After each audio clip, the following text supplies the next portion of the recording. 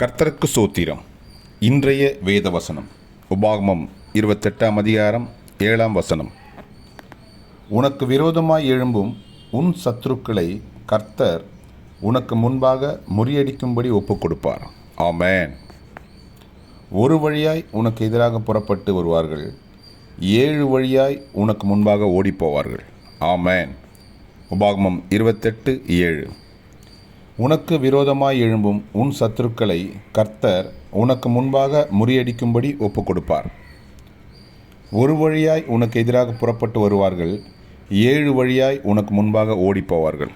ஆமென். கர்த்தர் உங்களை ஆசீர்வதிப்பாராக, உங்களோடு கூட இருப்பாராக. ஆமென்.